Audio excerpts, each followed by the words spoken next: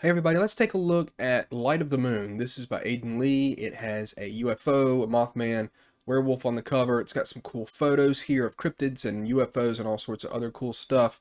Here's our table of contents. This is pay what you want. I'll have a link down in the description if you want to check it out. There are a lot of games now that are involved you playing a cryptid, and this is one of them. And so, like it says here, the truth is out there. You're going to be working together as when you build your own cryptid and the rest of the party to achieve their goals together while keeping their existence on a need-to-know basis. Their primary concern will be the humans that almost always live nearby. You have the threat of discovery or capture as constant as the party makes their forays into the world of the humans, hoping each time to come back in one piece. So, yes, it has a semi-serious tone. It's got a glossary of terms here. It's going to have some abilities: strength, dexterity, constitution, knowledge, charisma, and will. They're going to be between -5 and +5, with 0 being average. You've got skills that you're going to have, of course. If you're proficient, you receive +3 bonus. That's going to be your skill modifier. But some cryptids are highly skilled in specific aspects of life.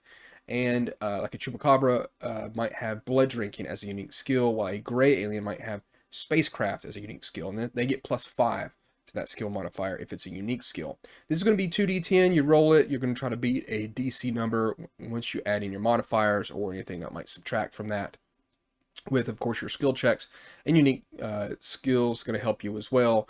You can crit with some explosions, fumbles, or flubs, as it's called, when both your d10s comes up ones. You're going to have flaws. You have sparks. You can have up to 3 of those at one time. They let you re-roll and take the higher of the 2 rolls, and they can be awarded for good role playing or creative solutions, things like that. You also have Arcana of the Tarot deck, are a set of 22 cards, each representing a different archetype. The Light of the Moon, these cards are used in character generation as a base to build off of. Each player will choose an arcana for their character during character creation, and there's a list of them, of course. So we've got our skills. You see they're based on strength, dexterity, and all that. Acrobatics, sleight of hand, stealth, technology, deception. It's going to tell you a little bit about the different worlds: the human society, the cryptid society, cryptid technology, leadership and their language. And then it's got some setting stuff here in Newshire, Katie's Diner, the Starcatcher Arcade, the Old Industrial Zone. So giving you some cool setting stuff. And then you've got combat here where you can move, you can perform an action. You're going to have a total of 3 wounds. So whenever an attack against a PC lands, the player must mark down a wound. Once a PC receives 3 wounds, they fall unconscious. So you got to watch out for that. A lot of hostile humans do not want to kill. They mainly want to capture them because they're cryptids. And for attacking, you're going to roll a strength check, and then you can do some defending. The target of attack must then choose to either roll a dexterity check to avoid the attack, or a constitution check to absorb the damage. So you're going to have kind of a roll for roll going on there with bonuses and penalties. Not too bad. The character generation is definitely the cool stuff involved in it. You're going to distribute 7 points across your abilities, each starting at 0. You choose a species if you want to be done quick. If not, you can make your own. You choose 4 skills to be proficient in, 2 unique skills to be a master at, and you choose the arcana of the 22 major arcana.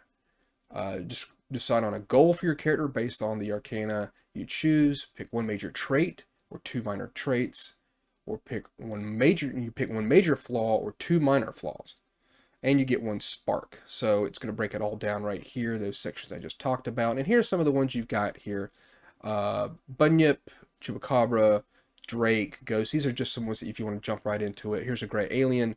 So you can see they're proficient in sleight of hand, investigation, medicine, and technology. Their unique skills are going to be alien technology and diplomacy. Their major traits are going to be projectile weapon and psychokinesis. They have no minor ones. Their major flaws are going to be hunted, of course, by the Secret Service. Minor flaws are going to be curious and tagged lab tattoo. So pretty cool. Jersey Devil, Mothman, Lake Monster, Naga, Vampire, Sasquatch, Wolfman, Yeti. And they've got a list of other species as well. That's pretty neat. Telling you where their origin's from. I like that. And then here's a lot of those major traits, and this is really going to be what makes them unique. Bulky, blink of an eye, human disguise, a hypnotic gaze. Maybe they can go invisible. Maybe they're a life drinker. Or they can possess you. Then they've got some minor ones as well, such as loved by beasts, or night vision, amphibious, or quick. And then you've got some flaws: bad temper, distinct musk, maybe like a Sasquatch or something like that. Maybe they're hunted, they're unlucky or unskilled, minor flaws. And then we've got this arcana here. So if you pick the Fool, your goal is to explore some aspect of the world unknown to you. Your personality traits is insincere spontaneity, recklessness, and your invocation is going to be another character in the scene is fascinated by something new. So that's going to help you make your character. You got your Game Master's Guide right here, some sample scenarios. You can roll up here a primary conflict, what the antagonist is, maybe what the location is, some rules for darkness and falling. You've got a milestone system for advancing your character, maybe gaining flaws or getting over flaws. Differences of campaign length, using human technology. So pretty neat. Then we've got our stats here for civilians, encrypted slayers, G-man, investigator, police officer, everything you need, including a tank, which I enjoyed seeing that, cattle, which you may want to do something with if you're a gray alien maybe, house, cat, and dog. And then we've got some NPCs to use, an agent, a farmer, father. We've got a whole bunch of different people here, people that work at the diner. There's Katie. Here's an officer you can use, Old Man Miller. And then I like the fact that it's kind of an example of play. Those are always good, especially when you're showing somebody a new game they may not have played before. Just throw in a page or two like this to help you with your game. So there it is, a neat cryptid game. Pay what you want. Drive-thru RPG, Light of the Moon. Thanks.